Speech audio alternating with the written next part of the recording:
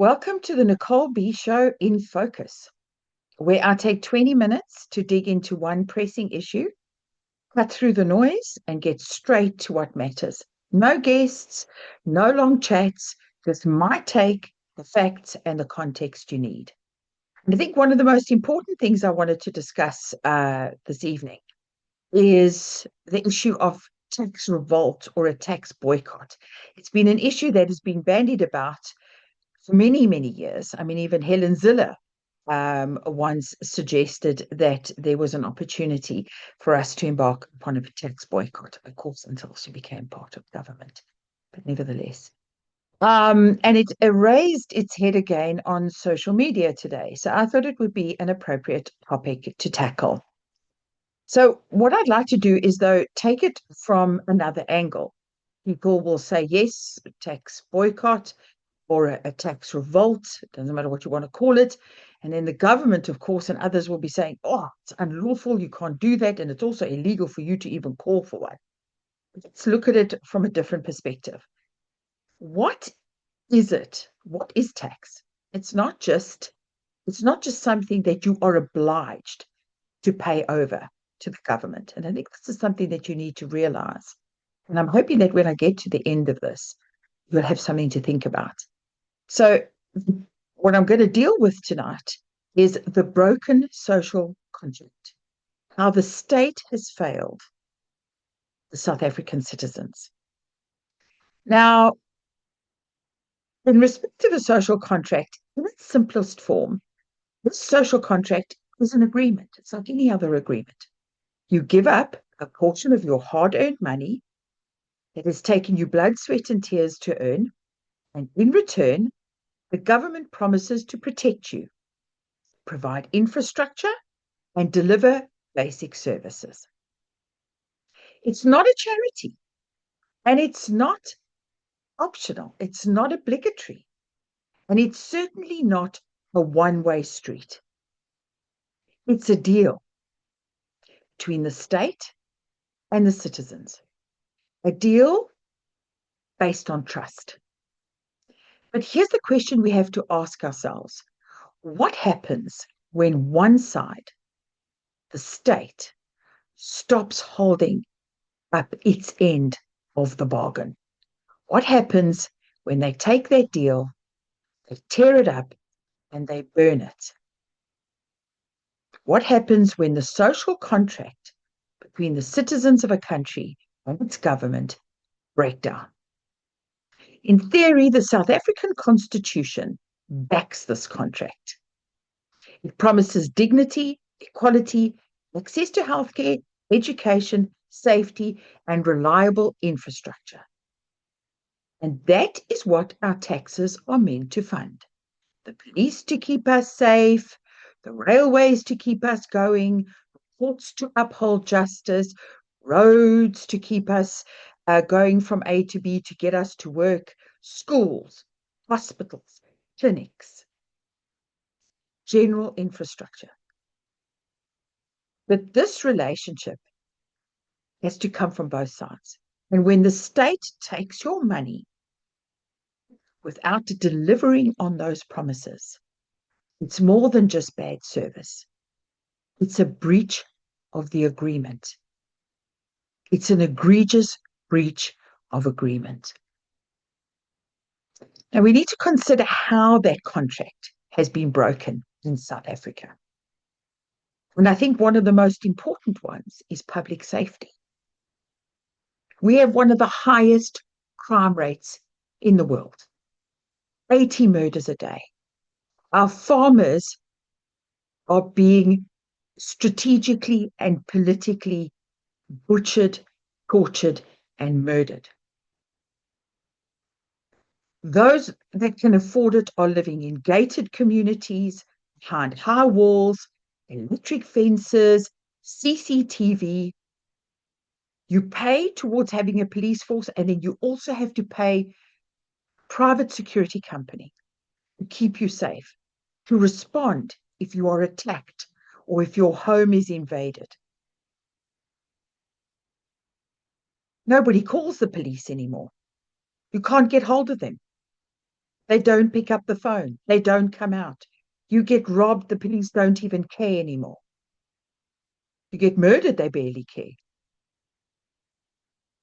Fund safety is one of the most fundamental reasons we have a state in the first place.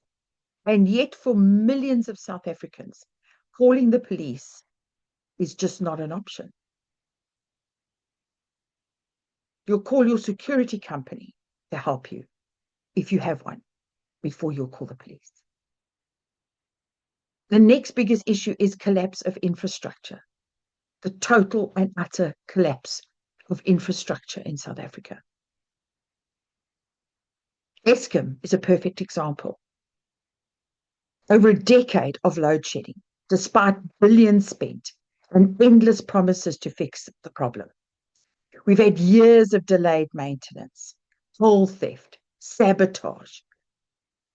Just to keep the lights on now, they are burning through thousands of litres of diesel because a government minister has the contract. Why not? Small businesses are closing. Record levels of bankruptcies, business closures. It's not just electricity. Our road and our rail system collapsed. Prasa, trains vandalized and abandoned.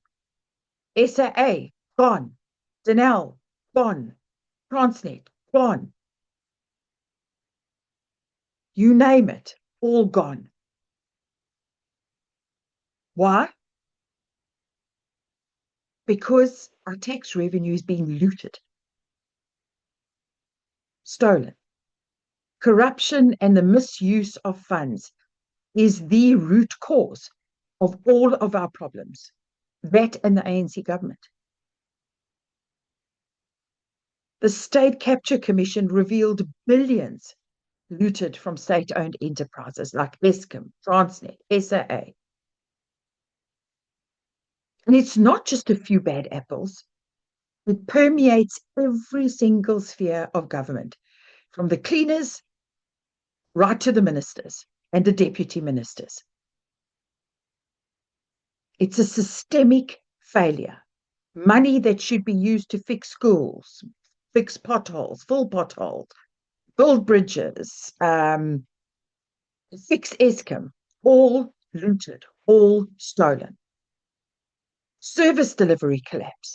At local government level, the picture is just as bad. Municipalities can't deliver water, manage waste, maintain roads, fix electrical infrastructure. Take Hammanskraal, for example. Residents have been drinking unsafe water for almost a decade. Despite court orders, budget allocations, and in some rural schools, children are learning in classrooms that are falling apart. Up until a short while ago, we still had many schools with latrines, toilets. Dangerous. Children died in them. We've got no accountability. And even when corruption is exposed, there's no justice. Nobody gets prosecuted. All of those are protected, politically protected. Years after the state capture evidence came out, how many high-profile convictions have there been? None. None. When the powerful are not held accountable, trust in the entire system collapses. It dies. And there are consequences when that contract is broken. When the social contract breaks, it doesn't just create frustration. It affects every facet of your life in that country, and it makes people angry, and justifiably so. It erodes trust. You start getting a parallel economy. Brain drain, people leave in their droves to go to other countries. Instability, the 2021 July riots was just a walk in the park compared to what we could see in the future. And so this leaves us with a question. Where to? Do we have a right not to pay our tax? Do we have a right to issue an ultimatum to the government? Come right or else. I think we do. I think the government has breached that contract. In any other situation, if you are the victim in a breach of agreement or a breach of contract situation, you approach the courts for relief. Who do you approach when it's your government that is in breach of contract? That it is the government that is violating all your rights. And I do think that that is part and parcel of what we should do. I do think that it is part and parcel of potentially fixing the system. We should approach the Constitutional Court and we should get a decision. Do we as citizens have the right to withhold our tax because we are not getting anything in return for it? The state has broken the social contract between the citizens and between the people, between them and the citizens. We need to stay engaged. We need our media not only to hold government to account and expose what they're doing, but to rally citizens to take action. Because the truth is that no country can survive for long if its citizens stop believing in the deal at the heart of a democracy. There is a deal. The ANC just chooses not to abide by their end of it. Tax is not a blank check, Mr. Keersvetter. It is a payment for a promise. I give you money and you give me something in return. And for 30 years, this government has taken that money and broken its promise. And they've done it over and over and over again. If South Africa wants to survive, that contract needs to be repaired.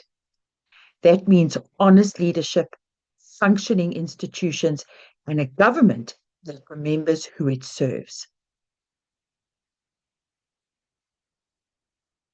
I think we have a right to turn round to this government and say, if you don't uphold your end of the agreement, why should we uphold our end of the agreement?